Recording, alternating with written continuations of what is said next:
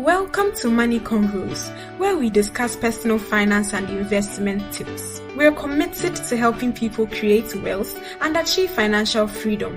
Follow us on Twitter, Instagram, Clubhouse, and Facebook, and subscribe to our YouTube and podcast. All right then, let's head into today's conversation.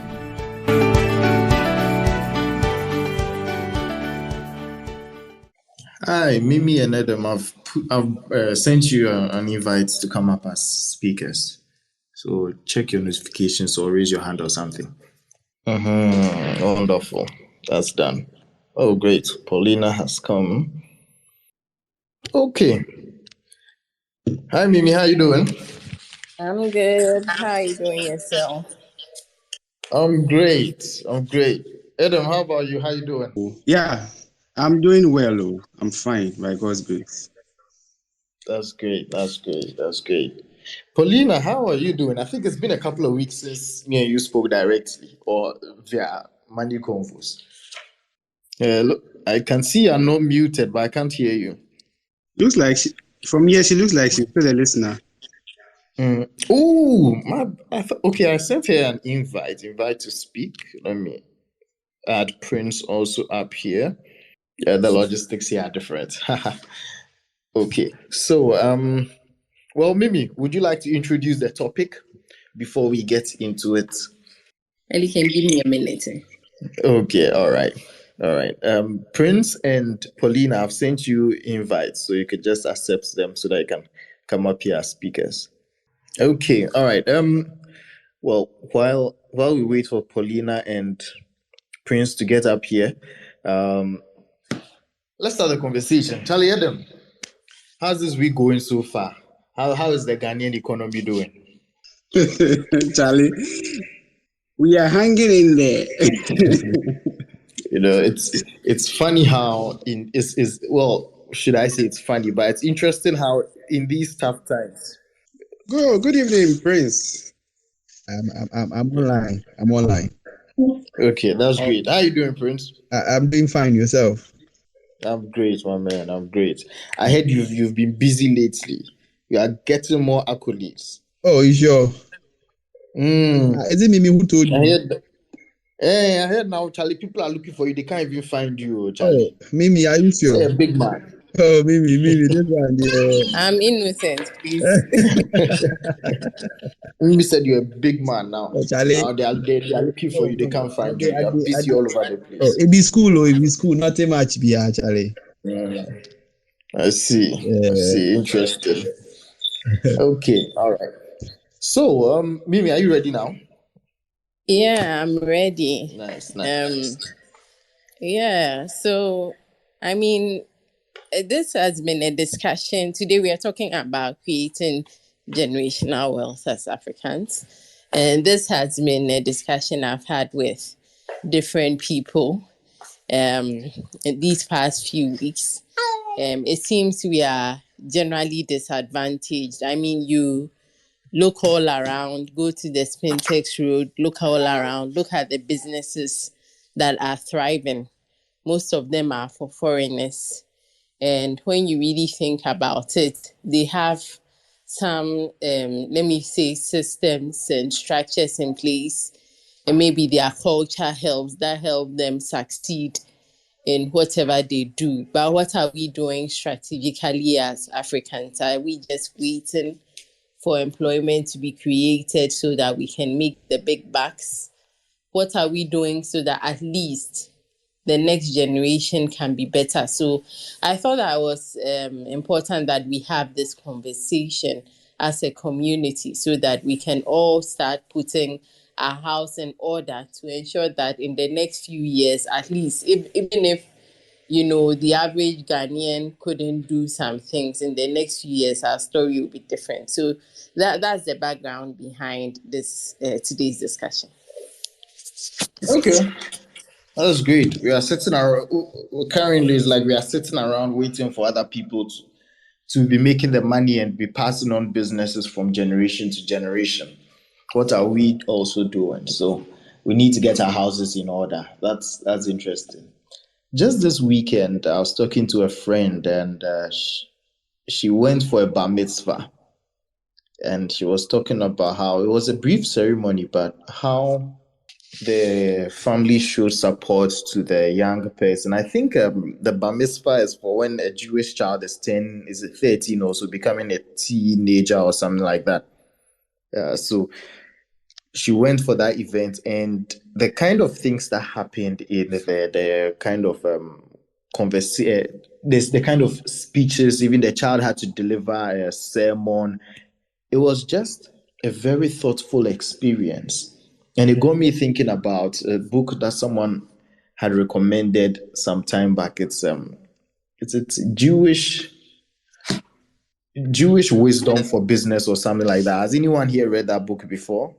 Jenny, I think you know this book I'm talking about. Jewish wisdom for business success or something like that. Yeah, no, I haven't. Okay, great. Jenny's voice is not too good today. I hope you get well soon. Okay, so yeah, it just got me thinking about how they were very deliberate, and there are a lot of things in the Jewish traditions that gets people to be serious. If you follow American lifestyle and culture, they say the Jewish are very successful at certain things in business, in law. They are just very successful. In Ghana, I know that we talk about the Lebanese. The Lebanese, I think they own Kuala, Maxmart, Palace. There are so many businesses that they own.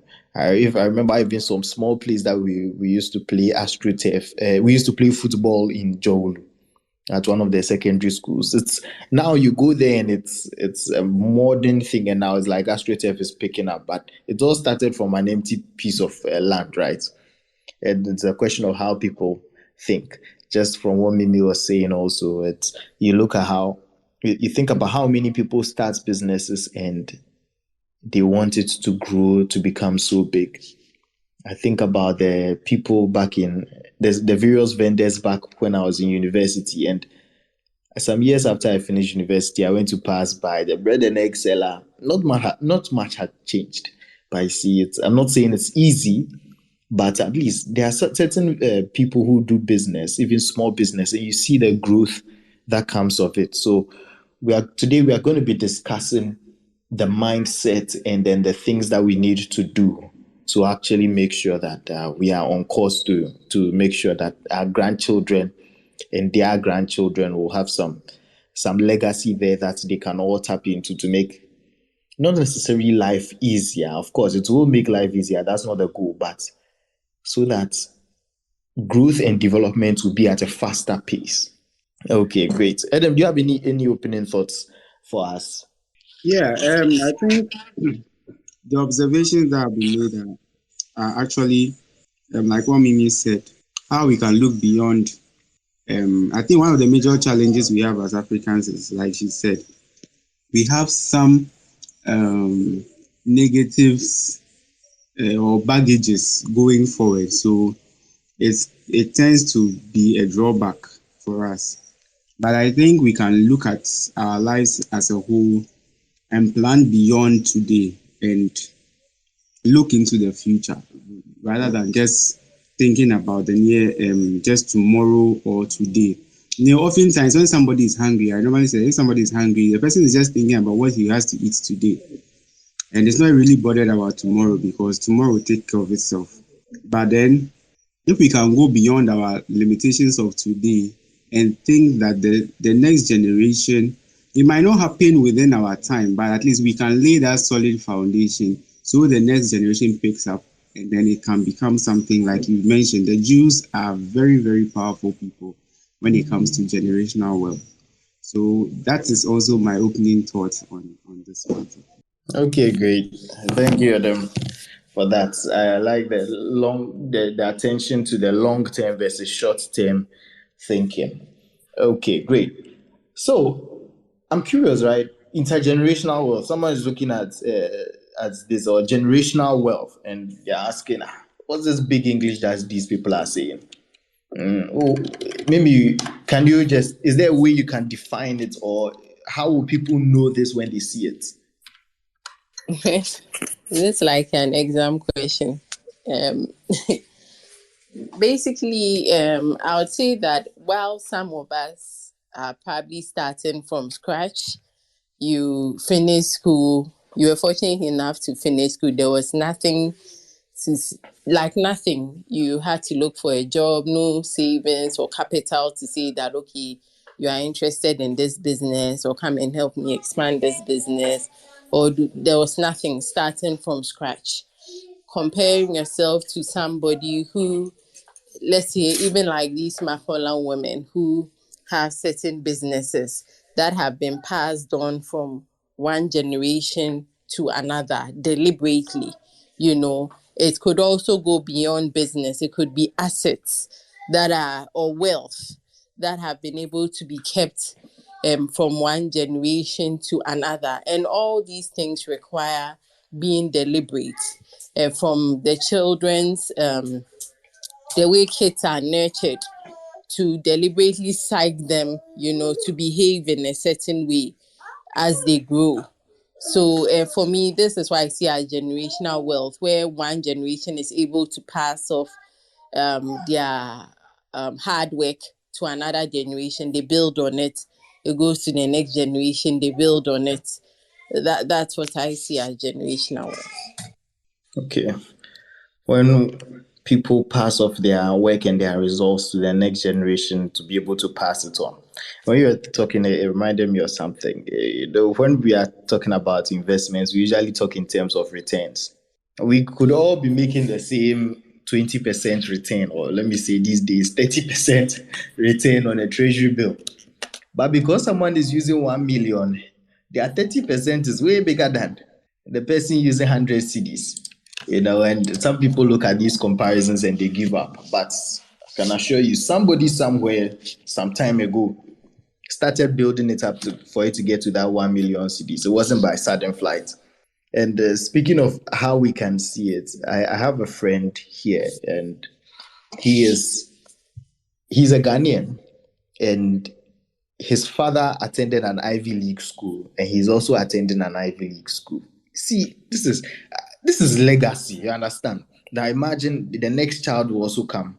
His child will come. He will also let's assume the child comes and also attends an Ivy League school. You see, it's going from generation to generation, not necessarily to tout the Ivies per se, but it's about a certain level of quality and a certain level of consistency that has been kept. It could happen in business. It could happen in many ways. You know how in Ghana we say, money day house, to make things easier for the person. Imagine if it were you and you want to start out a business and there's money at home. But well, if it couldn't be done for you, at least you can do it for somebody else, right? Okay, great. So let's talk about mindset a little. In thinking about the mindset, and I think Adam mentioned people are just trying to figure out what they will eat next. But are there ways that we can move from thinking about just the short term to the long term? What can we do to think beyond just 1 month, 1 year? Prince, do you have any thoughts on this? And I'm pretty sure in your experience in insurance, you're always trying to get people to think about the future and what could happen. Okay, so Elikem, for me, hold on for me, Baba. For me, what I always tell people is from a lot of reading and distilling a lot of information. I hope please you can hear me. Yeah, loud and clear. Okay. All right. So for me, I always want it from an angle where in trying to build a great legacy for people, as it comes into play by you, the individual, taking on some kind of planning for yourself. Let me put it that way. Because one thing that the books that I'm reading and other things, they are telling me is that, most of these people who are leaving much legacy for their children are really taking, when it comes to financial planning, when it comes to the way they arrange their insurances and everything, they are taking very, very prudent interest in some of these areas, because somebody can decide that because they think long term, they can go for, let's say, a policy of, a sum insured of, let's say, about $2 million. Now, they are not thinking about what I will get from what I'm going for. They are thinking about, if I'm not there, what happens to the people that, so you can have a payout of a big money, which is 2 million Ghana cedi, which people can use this to start another generation that will take after them. So for me, I'm looking at we as individuals taking more interest in some of these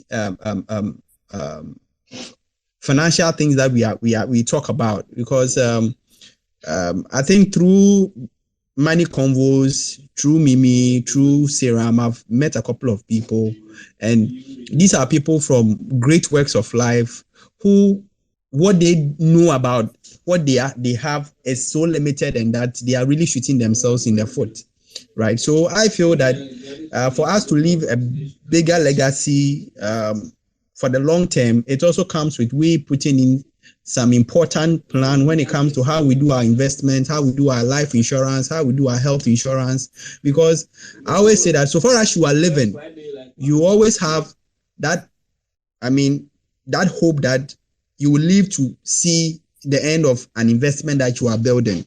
But I always tell people that we live by grace. We don't really hold our lives. So for me, I'm looking at we being more strategic when it comes to how we do our health plan, how we do our life insurance plans, how we do our investment plan, and always making sure that we always put the long term in focus.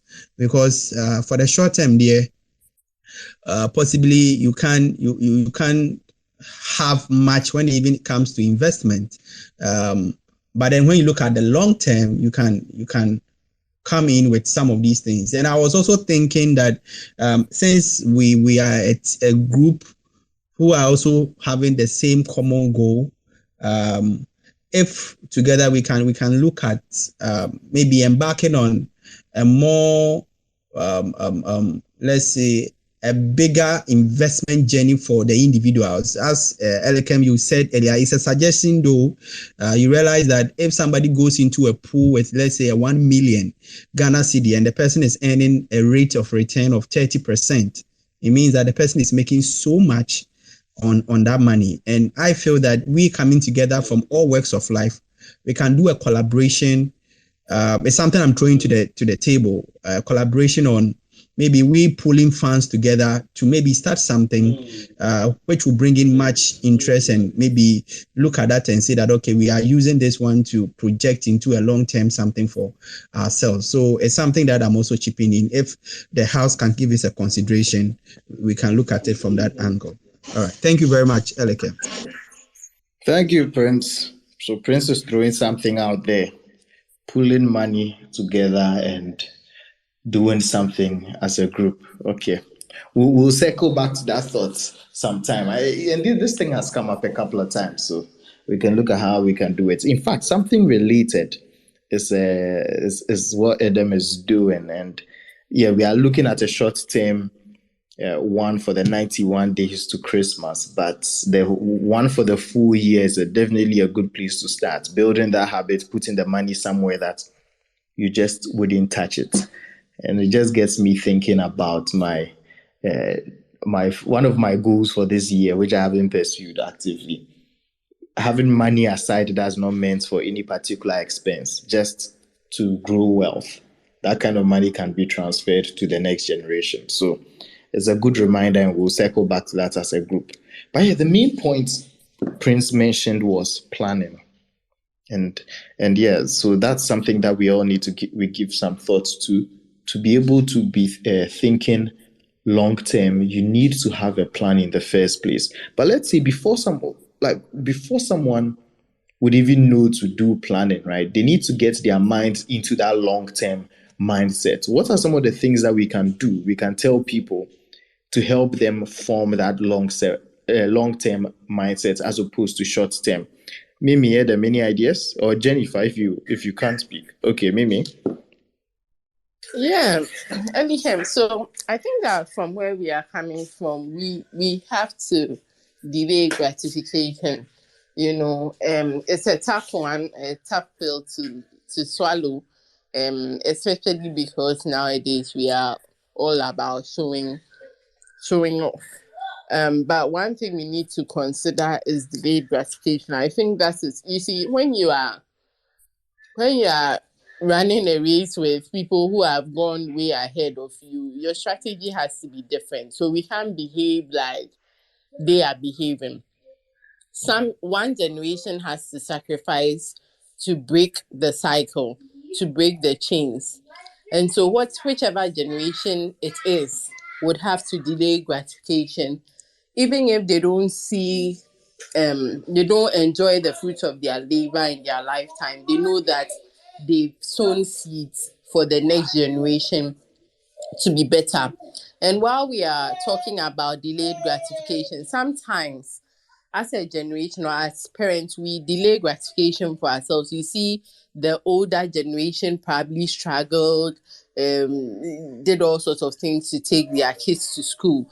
But I believe that something that may not have done was helping teaching the kids to know how to struggle in the name of I don't want my kids to suffer.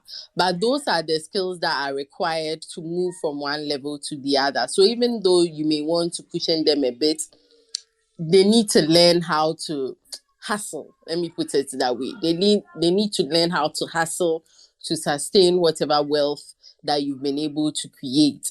And so not shielding the kids from that as a way of helping them also develop their mindset. So we start by delaying gratification. And then as we also nurture our kids, we are making sure that we don't shield them from also learning those things to sustain wealth. I don't know if you remember in the book Psychology of Money, he said the same skills you need to generate wealth is what you also need to sustain it. So basically, that's Okay, that's great. So yeah, children, you need to let them hustle a little. Well, okay, not a little. Let them hustle. Let them learn those skills that it took for you to get to that place. Okay, those are good words, Mimi. Thank you for that. Anyone else with any points on how to get how to get that long term mindset? Okay, Jenny, go ahead. Okay, so I think one thing we can also do for our kids is to let them go along with us when we are doing anything, like from a very early age, so that they learn the street smarts and everything on the job. For instance, in Rich Dad Poor Dad, when the young son, he was I think 6 years old, he went to ask that he wanted to become rich. That you can take your kids to school, try and get them to do a lot of things, but then they pick up these things very early on when they sort of tail you wherever you go and look at your things that you do. I think they'll even be able to learn your principles and values by looking at you do them, than by you talking about them all the time. So you can let them tag along and explain things that they don't understand to them, so that they can understand it in their basic language. And little by little, I think they will really grow up to appreciate the business very much, a lot, and then they'll be in a better position to carry it on. Thank you. That's great. Letting our children learn by observing us directly as we do these activities. That's good. Thanks for sharing that. I just remembered something Mimi said earlier on delaying gratification, and it reminded me of, was it, I think 2 weeks ago, I wanted to buy a certain device, and I needed a tablet for school, right? And I was like, okay, I did some analysis, and I was like, if I do this maths, if I do this, I do that, it will be a good thing. Of course, I have to buy it, but the question is, what's timing? And I got into a big internal battle. In fact, where's David here? Yeah, and I even called David to help me with some of those thoughts. Like the first one was on the tablet, and another one was, Charlie, over here. If you don't have a car, you walk. If you miss the bus or you get on the wrong bus, you are screwed. And I was like, Charlie, nah. I should just sell my car back at home and buy another one over here and just try and have a more comfortable life. I'm like, nah, I should hustle this next 1 or 2 years until the income starts coming in, right? So I called David, and we had a nice conversation, and it was a good conversation to remind me about delaying gratification. You know, you have to suffer through some of these phases. So yeah, just to help with what Mimi was saying about delaying gratification, sometimes we know the right thing to do, but if we rely on ourselves, we may just end up succumbing to the pressure. So have your accountability partners. They don't have to be formal titles, but friends that you know that you can call at any point and have a conversation with them about this, and you know the advice that they are going to give you. Just last weekend, I called another friend on a different issue, and I was like, "See, I know the thing I'm thinking about. I shouldn't do it, but Charlie, you remind me why I shouldn't do it again." And when you hear the reasons from somebody else who is not who is not feeling the emotions that you are feeling, a person is being very objective, man, it can really help you appreciate what is really at stake and remind you of the benefits after, when you hang in there, when you delay the gratification, and you know that everything will work out way better than the current course of action. Okay, great points. Mimi, did you want to do a comeback on that? Yeah, I wanted to say that I also think that like every family or person should have a vision as to where they want to see the family in the future. And the family can, as the kids grow, they can how do I put it? They can also make an input into that vision that they see. I mean, when you join an organization, you go through some kind of orientation, and depending on how they do it, you realize that you are able to fit in within the organization, or you have struggles doing that. You understand? So I feel like there should be some vision on where the family is going. It should be communicated to the kids according to their level. But as they grow, you should give them the room to also add their voice to it, and trusting that you've helped them enough to be wise enough, and they'll bring wise input. So I was just thinking that that's also another way.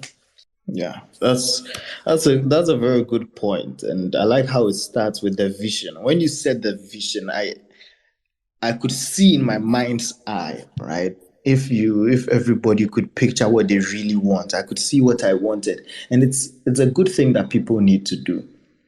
Take a pause and ask yourself, where do you want to see yourself in future? Where do you want to see your family? Picture it. Is it Rolls Royce that you want to have? You want to have his and hers Rolls Royce. You want to send your children to the best of schools. You want a business that is in your own name, that would run for generations after you. You want to be able to give away billions of dollars in future, or you just want to make sure that you will never go hungry again. No member of your family will ever go hungry again for generations to come. Yeah, you don't have to rule the world. Nah, basic, last. They will never have to worry about a roof over their head. Like basic necessities sorted for generations to come. Whatever it is that you want, you should have a vision for it. You should be able to picture it. Because if you don't picture it, Charlie, it'll be really hard for you to go through the grind of getting all these right things done and putting in the right behaviors. Because I kid you not, it's not easy. I have a couch here. This couch is so comfortable. If I sit inside for too long, I get lazy, you know. So question is, what will it take for you to get off Instagram? What will it take for you to get off Twitter, or get off that video game that you're playing, or stop playing the music that is distracting you? It's about having that vision that will make you move out of your comfort zone. You get what I'm saying? So yeah, thank you, Mimi, for that. And once you form the vision, you do the orientation with your family, right? Consistently, not just like one day and you just have a conversation. It's all shows up in the way you live and the way you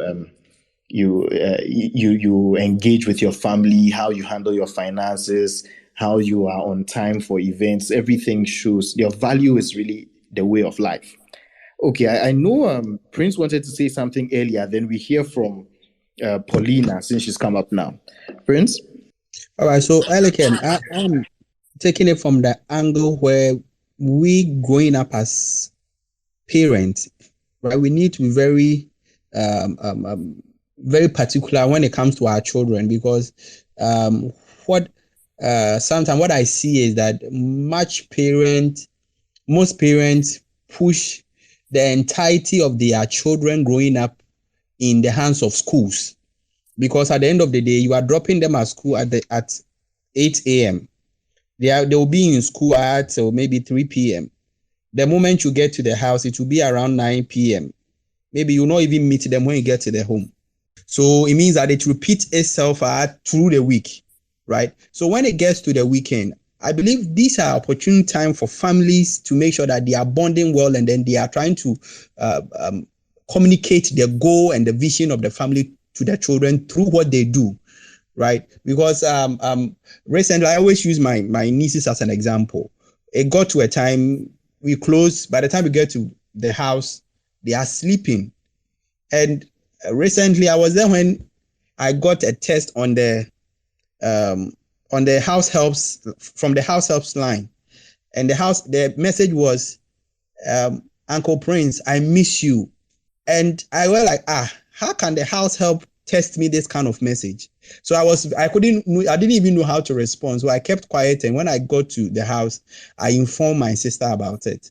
And then my sister had to confront the house help, only for us to know that she wasn't the one who sent the message, but it was my niece who took her phone and sent the message. And we were asking ourselves at that age, where was she getting all those information from?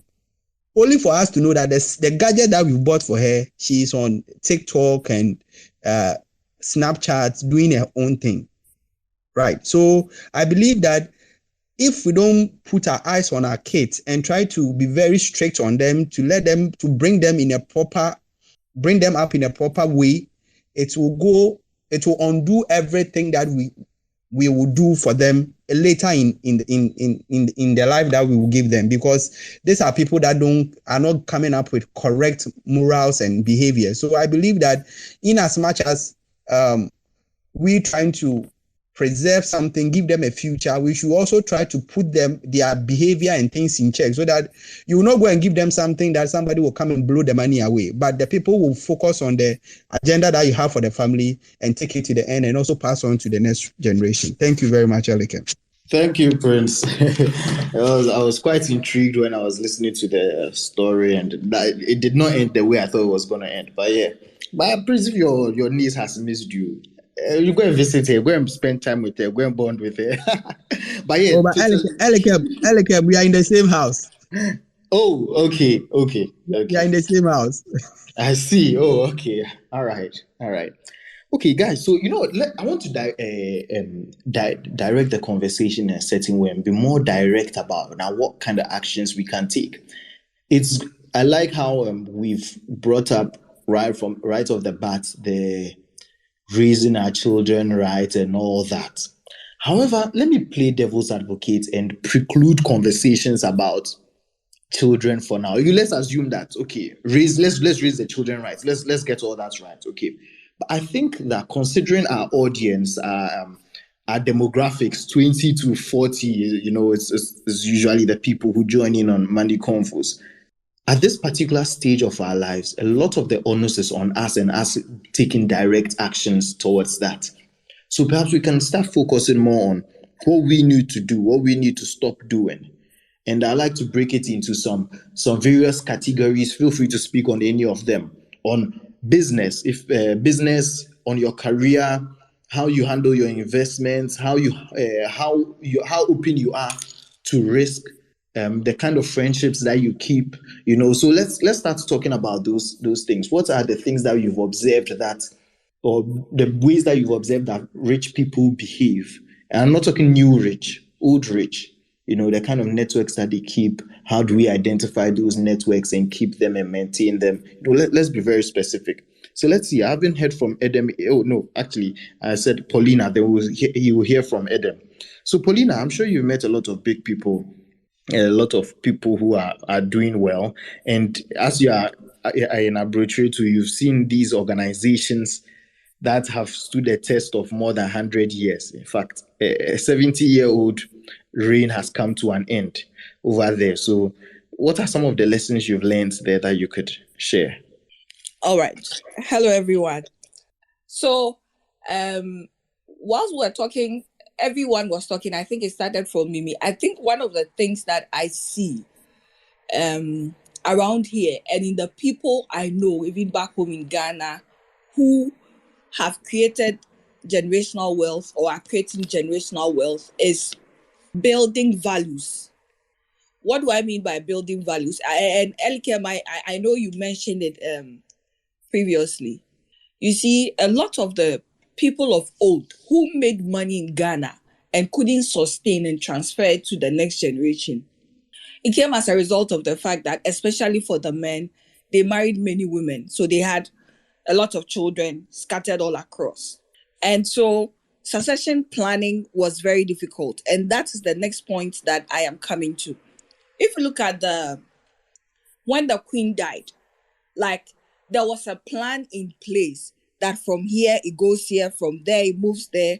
And these are things that are critical if we are going to make wealth.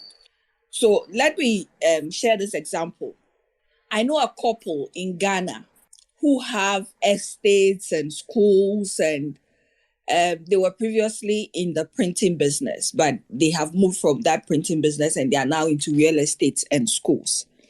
And I was having a chat with the woman last week, and one of the things she told me was, we are so happy that our children want to toe a certain line. So every one of the children is doing something different. One is into education. One is learning draftsmanship and architecture, that kind of thing. And the other is learning law. So imagine that they leave their businesses to these children. What happens? These children can manage the businesses because they have been groomed. So somebody sits back and decides that, okay, if we are going into this business, then we can, so she calls it, they make decisions for their children. Yes, at a certain point, the children may be independent and want to do things on their own, but right from the get-go, they help them to make decisions that will ensure that they follow a certain path and are able to keep the wealth that their parents are creating. Let's look at on the wealth stage. Look at King Charles III now. He knew that at some point he will be king. And so everything that he did, yes, he got some things wrong, but everything that he did, every experience that he has had is to ensure that he gets into this particular role. So that is what people who have generated generational wealth, they do. And the second thing is that they form cliques with people who are doing the kinds of things that they are doing also. There are many of us who want to create generational wealth. We have started well, but we have friends, for example, who drain us, or we do not make the right associations. And that is why I really love this group, Money Convos, because we are all value driven. We all have a certain goal in mind, and so we work towards that goal. I think that it is very, very important when you decide that this is what I want to do, to surround yourself with the right kind of people. And this is how I know the couple I was talking about earlier, they are doing that. So one of their children got married recently, and the gifts that the newly wedded couple received, let me say 90% of those gifts came from friends of their, so let me put it, their patriarch and their matriarch, if you get what I mean. So it's about surrounding yourself with the right people. It's about building values that transcend just you. There are many men, and I am going back to this point, there are many men who are brilliant at what they do, who become wealthy, but their wealth will not last because they cannot close their zip. And that is where value also comes in. And then you also need to think about succession planning. You guys know I like talking, so let me end here. Thank you. This is like three different main points that you've given us, right? But the last one is important. Keep it zipped up. Because how will you handle succession planning if you have children with multiple women who have different ways of thinking and everybody just wants to come grab? My former CEO talks about how his grandfather was one of the richest men in Ghana many years ago. But because of how everyone was scrambling for the wealth, all the family just fighting over everything just got bent, and no one really has anything to show for it, right? Anyway, I just want to add some color to some of the things that Paulina said, right? Succession planning, it got me thinking about how we as individuals can handle the succession planning. Again, I know that when we talk about generational wealth, it's easy to talk about, okay, raise the children right and all that. But I feel like for our demographics, it's a bit further down the road. For us to start building the generational wealth, it needs to start with us, because if you don't leave some cool 10 million for somebody, I'm talking of current dollar value, some cool $10 million for somebody, you get what I'm saying? Really, there's nothing really being passed on to the next generation. So we need to start from that point also. But assuming that you have something to pass on, or even before you get there, in your own work, is it that you have all the knowledge in your head? Is it that when you take a sick day, everybody, the whole job has to come to a halt, or you can't even go on leave? When you're on leave, people keep calling you back. I think we need to start building that value in ourselves, where we start sharing our knowledge with other people, start handing off tasks. And in fact, in Money Convos, it's something that I've had to do recently because I relocated. I had to involve everyone else. At first, I was like, just let Mimi and I handle most of it, rope in Jennifer every now and then, just don't, everybody's busy. But for the organization really to keep running, other people have to know what's going on. Other people have to be able to have the passwords to go and post something when the time comes. So opening it up, sharing with Adam, coming up with sharing with Jennifer, opening up the task. Everybody, if you can pick up an assignment, do it. And that's what can keep the organization going. Because if everything had to be dependent on just me, for the last 1 month up until last week, nothing would have been happening, right? So it's just something that I want all of us to be thinking about as we are talking about succession planning. And the last thing I also want to comment about, again, when Paulina was talking about friends, she said, it got me thinking about this week, someone vexed with me. A friend of mine was going to take an aptitude test for some bank job that she wants. And she wanted me to be available online so that she can ask me the questions as they are being asked her. And then I'll be answering her. And I'm like, hold up. When you wanted help, that's what you wanted. Like, you told me about this thing last week. Okay, I get it. You want me to help you. So I point out, okay, aptitude test. Go online, go and look at everything. Go and look up free aptitude test questions. Start practicing. If you have any questions, send it to me. That's the kind of help I can give you. But you want me to sit down and help you. And so when the time came, the person was calling me. I wasn't minding the person. I was like, no, wait. This is what you expected me to do. No, I'm not going to do it.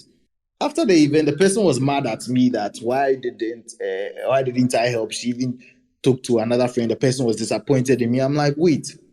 So from all that you know about me and all I say about Edafeman Kayafa Pepa, if it was easy, we would have taken it and done it. After all that, you feel comfortable coming to ask me to help you cheat in a live exam, and you are offended that I didn't help you. Nah, I think I'm not portraying my character well enough for people to understand that this is unacceptable behavior, because my close friends would know not to ask me for this. My close friends would know that it's about me giving you all the teaching that you need well ahead of time, so that on exam day, when you are facing the paper, you are well prepared. Otherwise, every time it will have to be the same thing over and over again. You want your CV done, I will have to get your CV done for you. No, I should rather be teaching you how to write the CV. So it goes back to that knowledge sharing and about our friends. What kind of things are people thinking that they can do with us? Do they feel like they can break rules with us? Do they feel like they can be wayward with us? What kind of image are you portraying? So those are just a few thoughts I picked up. I know Mimi wants to give some comments on what Paulina said and then Onye, but Mimi, if you just allow me, I think Onye raised his hand up earlier. And I know Mamaki also, Kwabna, that's Captain Kados, also wants to make another point in a bit. So let's start with Onye, then we go to Mimi, and then we come to Edem and then Captain Kados. Thank you so much, man. This is a powerful conversation, and I'm glad that I joined this space while Pauline now was speaking. Please pardon my graphic illustration. I literally just peed as a man, and then I was washing my hands while Paulina was speaking, and the next thing I heard was, "This is the most important part: zip your pants." I was like, "Oh shit, she's actually right." So that is actually one of a critical one to look at as a man, because your resources will always follow your seed, or your seed will always follow your resources, whichever way you want to look at it as a man. Just understand that if you're used to spreading your seeds everywhere, so your wealth will follow the seed. So that is important. Now, 3 things I'm going to jump on real quick that I have learned and I'm still learning. My dad passed last year and was buried this year, March. And on the day of his funeral, the final rites, we had a lot of people around, his friends and things. Now, I can confidently say that as a result of the kind of life that my father lived, the only, I'm going to use this English, tangible assets, the only tangible assets that I consider to be one of the most important that my father left was integrity, right? Even though there were some physical assets, but you know the way families are. So, but the one that I consider to be one of the most important, were the integrity part of it. No one came out to say something bad or negative about, my father's life, and in all sincerity and genuinity. But you see, it is not everyone can appreciate assets that you cannot touch, right? So I'm just going to speak on assets that you can touch. 3 major things for me that I have learned and still learning that is working for me is this. Number 1, integrity is important when you want to think of transferring wealth, right? Because we can work hard today, transfer that physical assets, whatever, and because of the bad name that we have had, people can take it upon themselves to exercise vengeance by destroying everything that we've worked for. And we've even seen this with governance in Africa, where a governor or a president will do something nice, but because he's not in good books with the opposition, when they get into power, what do? They make it part of their cardinal points to say, we will tarnish these developments, even though it is good for the people, right? So the first thing I would say is, guys, let's think about making sure that integrity is there. Now, the second one is prepare to be vulnerable. As a man or as a woman who is looking at doing this, especially if you are like me, you come from a family where there wasn't anything transferred to you, right? I think I've done well for myself, and I'm still doing well for myself, and also for the people around me. So I'd say I'm okay. But there are people who are not, who are looking at their own family and saying, "Chai, I just wished, my parents or my father actually gave me some things to just take stats, But you see, they have done their part. We must now take it upon ourselves to say, what best can we do with the life and the opportunity and time that we have? So you see, this conversation of vulnerability is this. I liked how the host said he spoke about relocation, and at the point of relocating, he had to ask for people to come into the process. If you must grow wealth and transfer it to other people, you must learn how to open up the process to people. And the reason is why, which is the next one for me. Look, your wealth, your hard work, your sweat can never be sustainable if the people you are handing it over to do not understand what it is to actually go dirty into mud and work and hustle. Be out there, plowing dry grounds, taking insults from people, dealing with all the challenges that comes with hustling. They will destroy it because they don't know. Say, from the outside it looks good, and I like how somebody would say, if you it's good to have all this kind of wealth and money and resources and land and property for your kids. But we have also seen situations where papa or mama died that had a lot of money, and in a space of maybe 5-6 years, boom, the children just blew everything, and then they're back to they're on the streets, right? So it's important that that we know that you must open the process. And this opening the process, there's the conversation around trust. Or maybe somebody not going to listen to me now and say, but you say we should open now. I've opened trust. I've opened the process now. This person has come to destroy everything I've been working for. Listen, you have to identify the people as you go. And a lot of times, most times it's not just kids. It might even be mentees. Like some people you just know that have been with you for the longest of time. They are trustworthy, they're credible. People like that, yes. And then the final one for me will be, this one is a plague amongst my generation. I'm from the millennial generation, right? But then the X, and then we now have Gen Zs, right? See, delayed gratification. If you do not understand the principles of delayed gratification, forget about it. You cannot even hold one penny. Because if you're interested in how you look today as to tomorrow, then, so delayed gratification is the final one that I think that if you are thinking of transferring wealth, you must know how to be patient today so that tomorrow you can have more. Thank you. Thank you, Onye. You've given us quite a bit to think about, and I hope everyone has picked up those topics. Again, delayed gratification, and Mimi mentioned it earlier, opening yourself up to being vulnerable. All these are very good points. So let's hear from Mimi, then. Yeah, we hear from Mimi, and then we hear from Captain Cuddles. Elikem, I just wanted to make to remark on what you said, but honestly, now I forgot it. Oh, Mimi, I knew you'd forget, so I messaged you that don't forget. Okay, no, I think I just remembered. Mimi, it's my fault, sorry. Oh, no, your points were very solid. And so what I would say with regard, when Elikem was talking about succession planning, I think that as Africans, one thing that affects us a lot is trust. We don't trust each other. You wouldn't even tell your friends that you are traveling for fear that, I don't know, some way, somehow, the airplane may stop, it may get bent, it may crash somewhere. And that seems like a good thing, but it also has its negatives. So most of the time, we'd like to do life alone. And that's why we struggle. And this weekend, I went to Palace, and they just keep on expanding. And I was there with my dad, and he was just telling me how these people come with all their family, come and establish, get cheap loans from their country, and just expand. African man is afraid of his family member.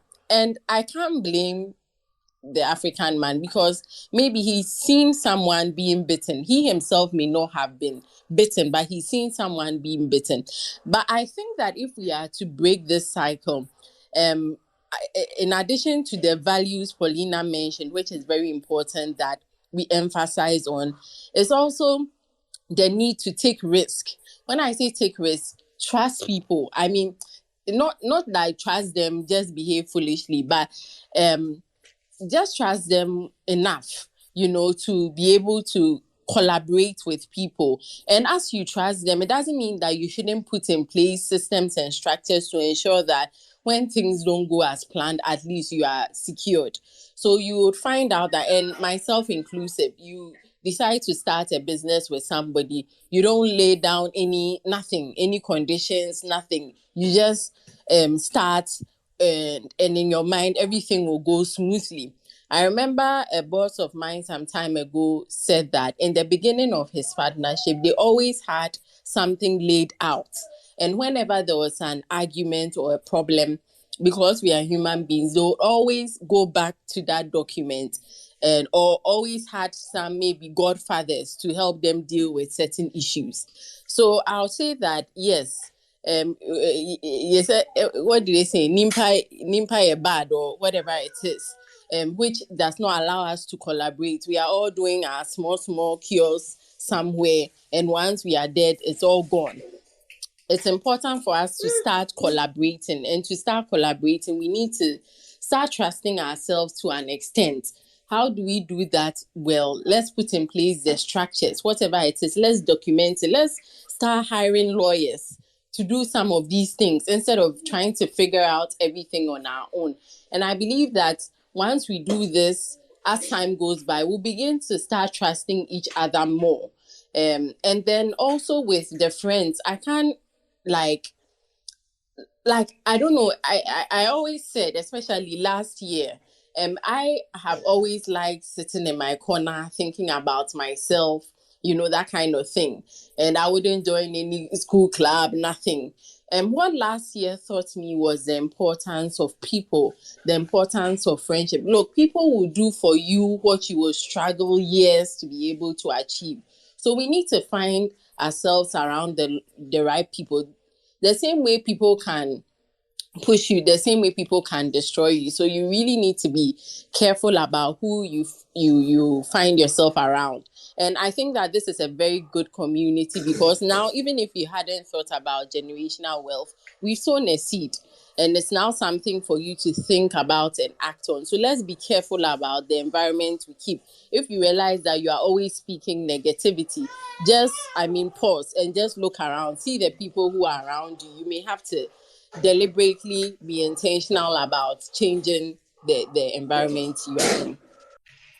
Yeah, people will do for you things that you can't do for yourself.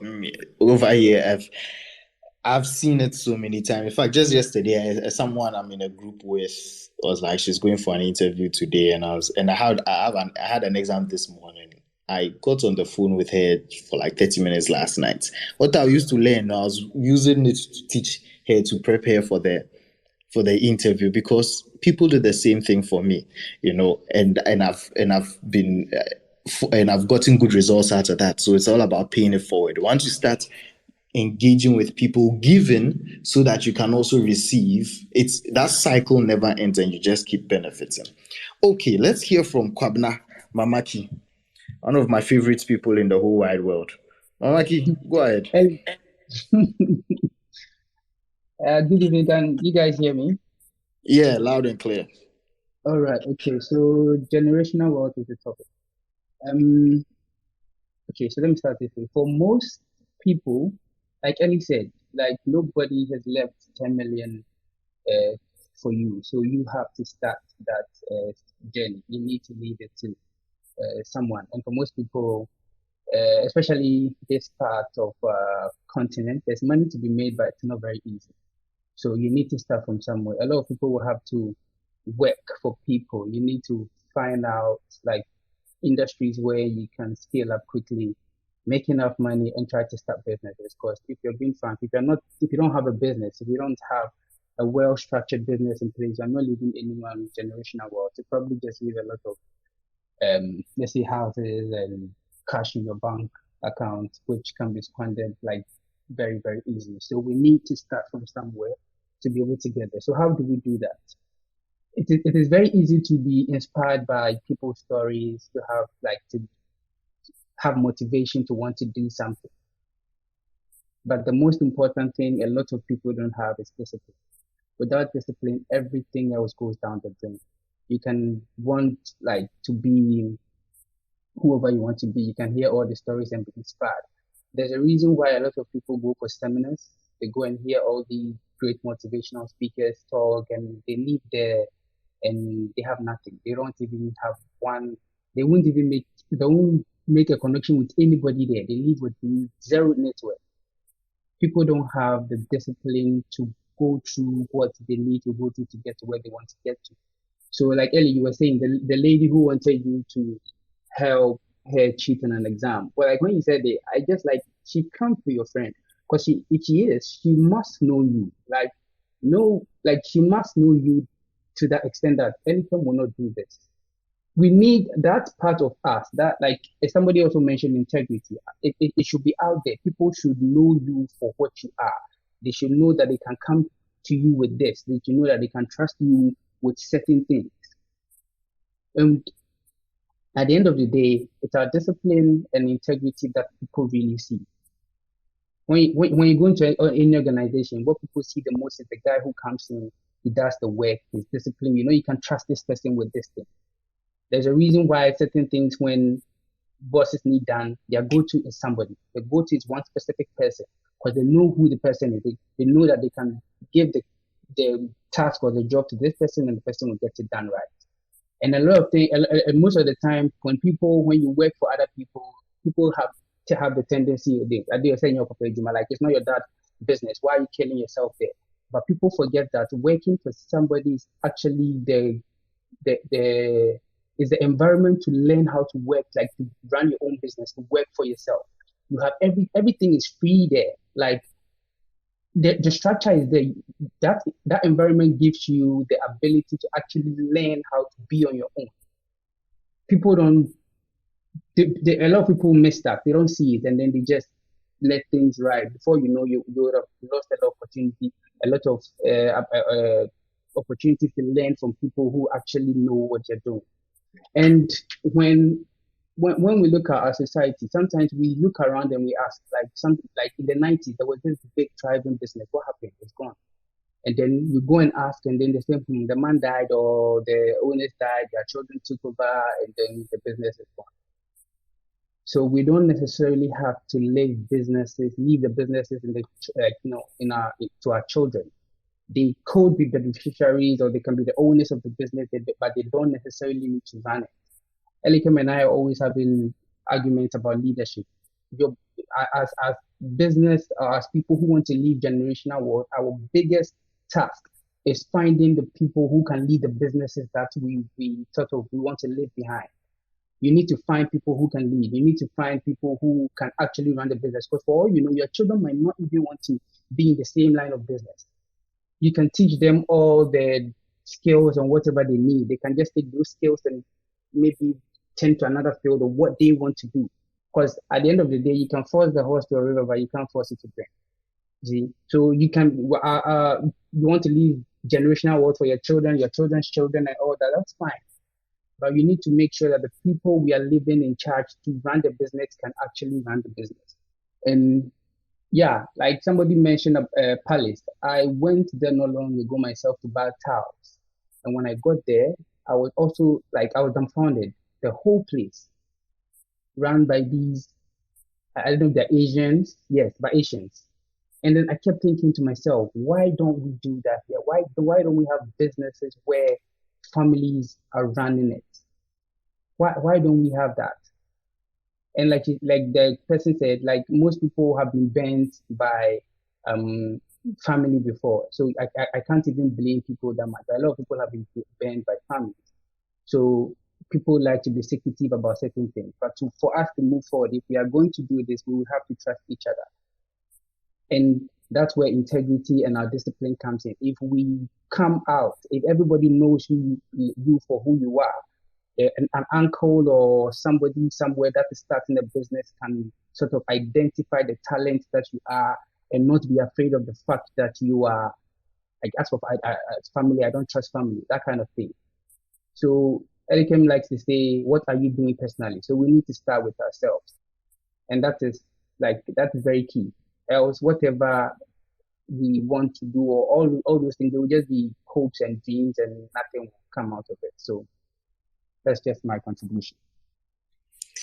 Thanks, Mamaki. Thanks a lot for that, Charlie. Discipline and leadership. If you've not heard anything this evening, you heard about discipline and leadership. Okay, great. Just a quick recap in case you joined while someone was speaking and wondering what are we talking about? Why are these people just wasting my time this evening? It's here we are talking about creating generational wealth, and I like how Mimi described it earlier on, and she said you leave something for the next person to build on. So your children will build on it, your children's children will build on it, and it keeps going and keeps going and going and going. Such that centuries to come, they are still talking about that same thing. It starts from your vision. It doesn't necessarily have to be a world-changing thing. You don't have to create the next Amazon, but whatever you want your legacy to be, just be able to pass it down to the next person. We are Money Convos. We used to be on Clubhouse. We've had a few Twitter spaces, one directly for us. If you check our profile, we had a space there. I can't find that record though, but it's disappeared. But anyway, we like to have these kind of conversations about money. Candid conversations about money. No one is trying to sell anything to you, because very often when you are talking about money, it's with a banker or somebody selling you some investment product, and they would tell you the information in a way that will make you take on their investment or their thing that they are selling. But here, even though most of us are finance professionals, we don't come here to sell. We just try to be able to impart the knowledge that we have. Personally, and I know my profile is not showing here, but I prefer to just use the Money Convos handle. I tell people whenever I'm doing my self pitch these days that I spent about 6 years working for private wealth, making rich people richer. So I like to be able to teach similar things to people, the average person, to also generate some wealth. So do join us every Wednesday at 6 p.m. for these kind of conversations. Next week, we'll be having a case study. So what we do is we tell a story, we put some questions out there, and we just try to invite people's opinions on them. So don't miss out on that. Before I bring up Adam to speak. Just a little bit of public service announcement, right? And if we do all this and you put your money away, you invest your money, and you go and put it in the wrong place without us warning you, we'll be doing you a great disservice. You might as well have gone to use that money to buy kebab rather than go and give the money to the wrong people, right? So we noticed this link that we've shared. SEC, that's the Securities and Exchange Commission, has posted a list of companies that they are advising people against investing in. So you could just check out that link. If you have your money in there, try to get it out. And if you don't already have your money in there, try to avoid them. And I don't want to give too many details. I want you to actually read it and hear about the reasons why the SEC and IOCO are discouraging the public from doing these kind of investments. And I think it's a very good action from our regulators. For the investment space, the regulator is the Securities and Exchange Commission. For the banking space, it's the Bank of Ghana. We are all familiar with the Bank of Ghana. And I know people will be thinking, why don't they just go and close them down? Yeah, they could do that, but the next best thing that they are doing is to warn you. So please pay attention to these kind of warnings so that you don't go and throw your money away. Okay, Adam, let me hand over to you. What thoughts do you have to share with us on generational wealth, how we can do it? Well, I think a lot has been shared.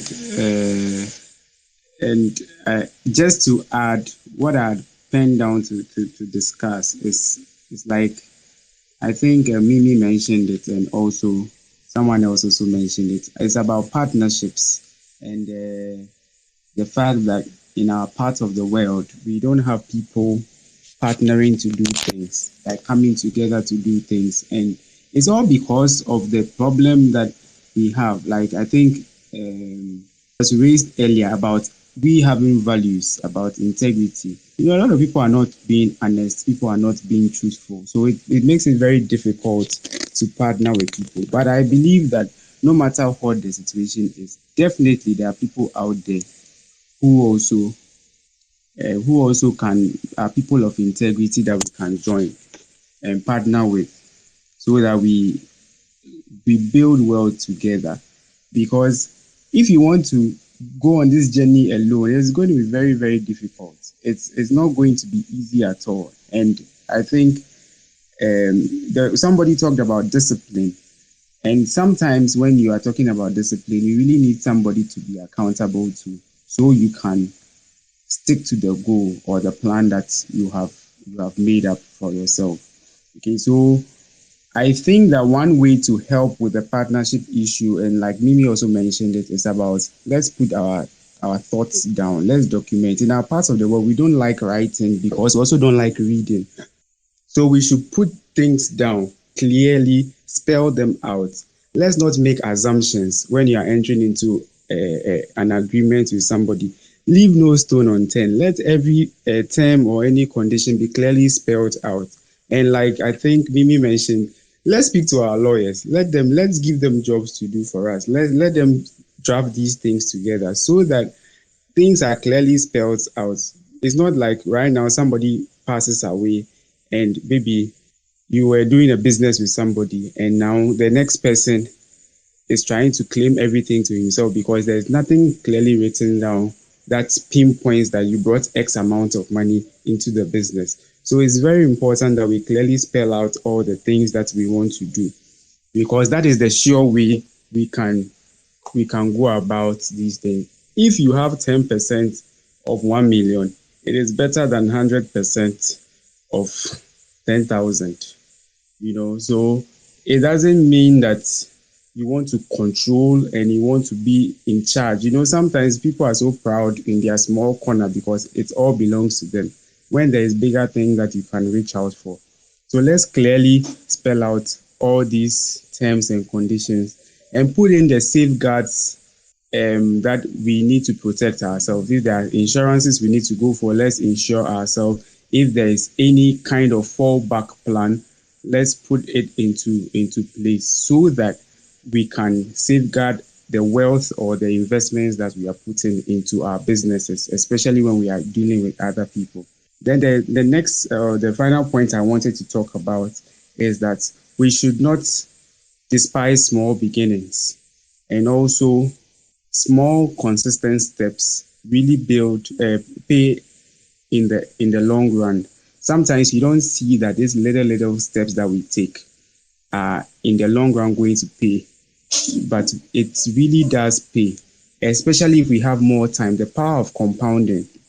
I know in other discussions we've had previously, we realize how compounding can really, really be used to our advantage, especially as young people, where we look longer into the future and take these little steps now and start early.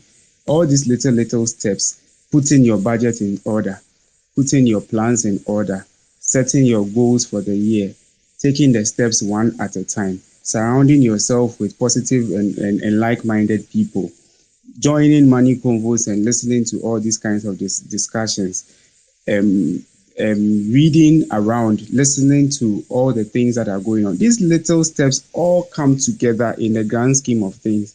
Sometimes people are looking for a very big break, but for some of us, we might not have that big break in our lives, but it will be the little steps we take along the way that will add up, that will make us prepare that launching pad for the next generation or pass on a big legacy for the next generation. So it's important that we do not despise the little steps that we take. Recently, Elikem, I told you about my health issue and I went to the doctor. And then, when I was talking, it's all about the little steps that we take every single day. Sometimes you think that it's just one magic pill or something, but no, it takes one step at a time, and that is how all of them will come together to make us the great people that we are expecting to become. So that is what I would like to share with us today. Thank you, Adam. The little steps that we have to take, and don't despise small beginnings. It's been really great listening to you guys, man. I would like to cap these conversations at an hour and a half, unless it's really going it's really going so great, because we really value your time. We want to make sure that you're spending your time doing other productive things. So we didn't want to hold your time too much. So as we start to wrap up, just rapid fire things that I wanted to make sure that they come across during these conversations.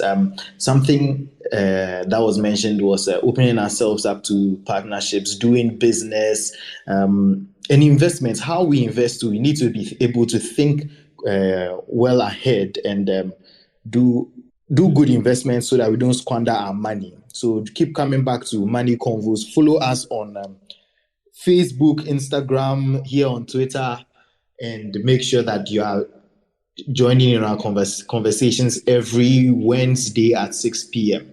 All right. Another thing I want to mention, especially, and let me put Prince on alert: risk. What shall it profit you to buy a car? Go and take a loan to buy a car, and you don't insure it with a comprehensive insurance, and you lose it. It gets stolen. You get into an accident, and you have to start again. You build a home. A lot of money went into that, trying to build a life for yourself. Then it gets bent, or armed robbers come, they take your stuff, or there's a flood, something gets destroyed, you lose your wealth. There are so many little things that we do that we take for granted that just keep taking away from us. You have a car, you don't maintain it, then the car keeps breaking down. For me, when I hear the small kuchu kuchu on my car, no, I want to park it and then take Uber or something until it gets fixed. It's these little things, like Adam was saying, that keep taking us away. I just look at how people drive so recklessly in Ghana. I'm like, hey, a lot of money just goes into spare parts, to mechanics, just money wasted. You see all those broken down cars at fitting shops, and you're like, this is just people's money sitting there. Imagine if they could have sold those cars and used that money for something else. If they had gone to buy pizza or Burger King or something, it would have even been better. But anyway, let's see. If there are any other rapid fire thoughts that you have that you want to share, please bring it up so that we share in these last 10 minutes before we go. Yeah. Until then, perhaps Prince, would you want to say something a little bit about risk, real quick, on why people really need to make sure that they are covered against damages and losses?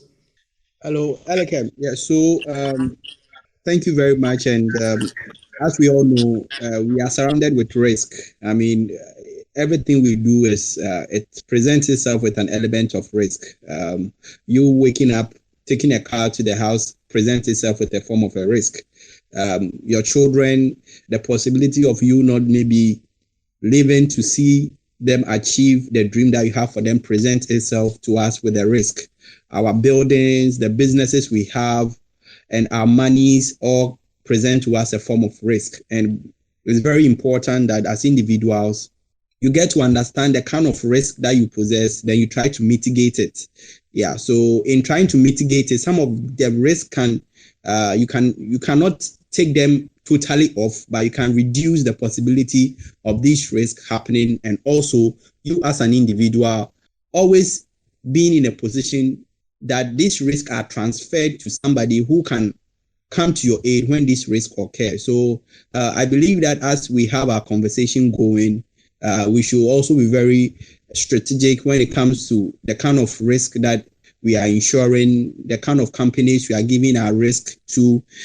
You don't just, you look at a lot of things before you intend to give your business to a company. So I believe that as we go on and we dive deep into creating generational wealth as African, risk will play a very important role within this journey. And I believe that anytime that we find ourselves, I'm called upon to share some of the risk and how we can mitigate it, I will gladly show up and make sure that we support people, making sure that they take prudent decision when it comes to the risk that they possess. Thank you very much, Alika.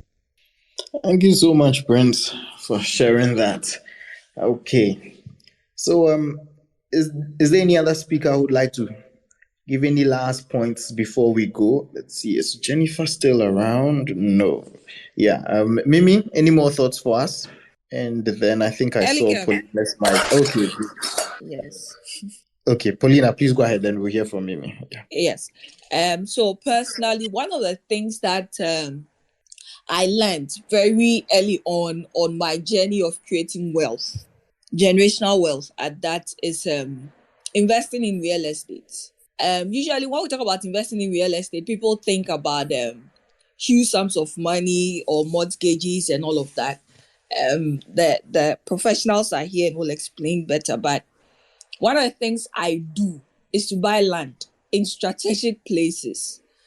Sometimes you will not necessarily build there, but it appreciates, so you can sell it. Or sometimes you just leave it as is, and then register it, do all the things that you have to do, and just leave it for your children to come and use it when the value of it has appreciated, or when it's time for you to develop it or something like that. So let's think about all of those things. And please, let's not think about land, especially for us Ghanaians, only in Accra. I think that Accra is true. We'll get to that point where we'll be so wealthy that we can buy land in Cantonment and East Legon and all of those places. But before we get to that level, I think that we should be thinking about buying land. If you have good relations with people in your hometown, please buy land. Like, look at the places where there are universities, where there are institutions that will not collapse. I mean, sustainable and long-term institutions. Buy land in those places. Build hostels if you can.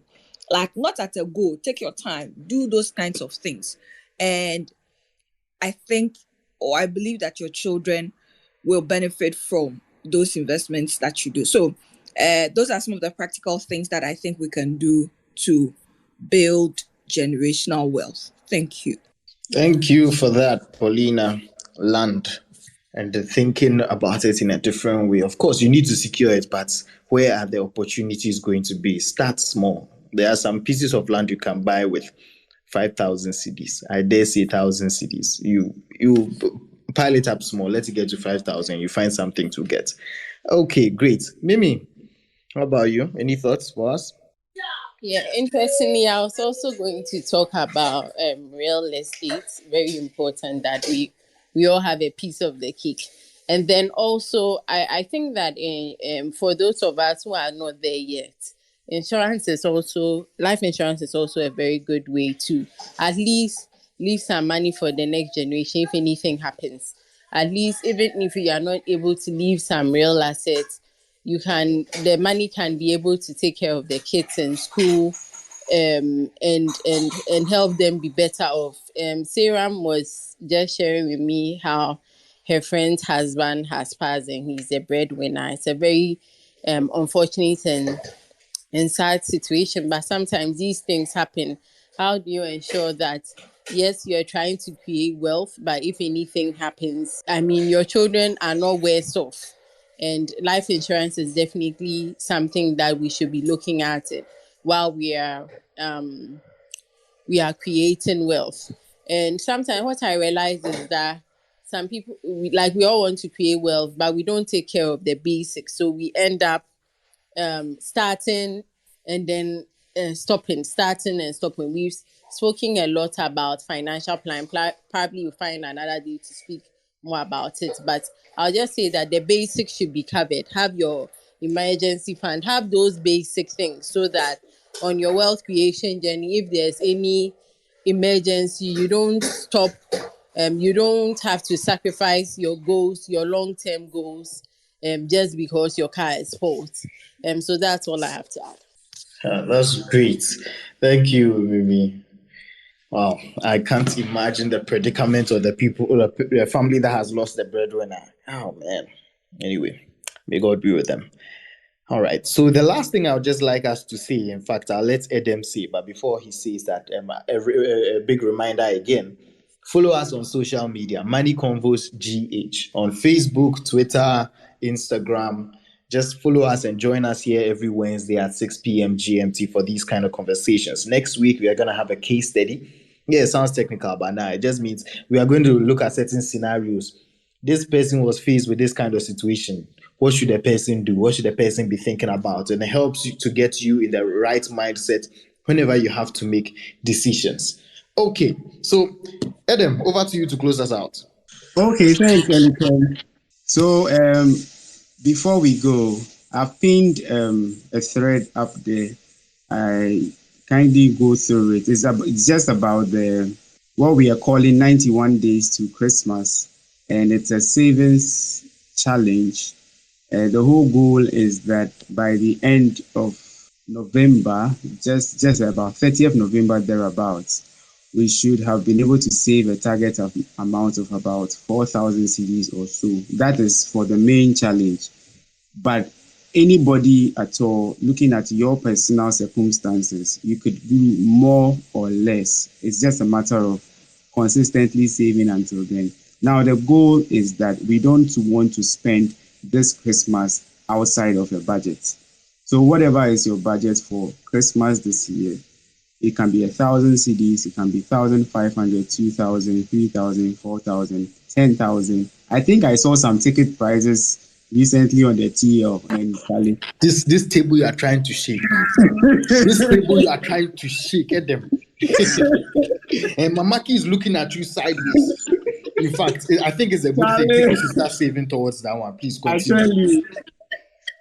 So all we are saying is that you can go for whatever program you want to go for. You can spend whatever you want to spend, but just that, please budget for it, save for it. That's all. We don't want that January will be 300 days or 30 days. 30 days plus 10 or 60 days or whatever. We just want to have a smiling January. So we want to ensure that everyone who is in this group has a nice Christmas within their budget, so that when we enter into the new year, God willing, 2023, we can go through January smiling and not feel like we have wasted any money. So that is the goal, and that is the plan for this year. So 91 days. As of today, we should have saved 105 CDs. So if you haven't started, you can start. But just pick your budget and break it down and save towards December, so that as we are chilling in December, we are chilling without guilt. Thank you. Thank you, Adam. Thank you. And this money, as we are saying, put it aside. Just put it, if you can cash it and put it in an envelope somewhere and put it under your pillow, or under your pillow, you roll over and remove it. Under your mattress or something. Or you have some account, some savings account that you rarely ever touch, or you have an investment account that you can open maybe a second one or something. This money, put it aside.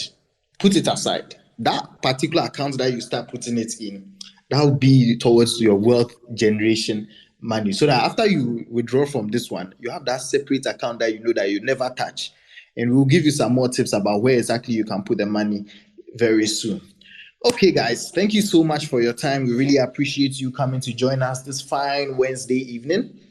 So do continue with your week. I hope it comes out great for you. I always can't wait till Friday, TGIF.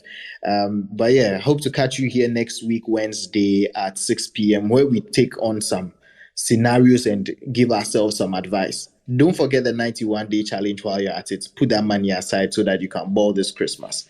All right, then. Have a good night. Bye-bye. Bye. Ellie, me the Christmas are close. I need it back. You close. I need it back. The Christmas I need it back. The prices that they see, they are medium take. You could try again. He has given. Look how man has given up already. All these small pubs will make money. Because if people can't go to the big ones, Charlie, you just have to figure out another way to enjoy yourself. Smell of black. House parties. Just stay at home and have a party. Exactly. All right, Charlie, take care.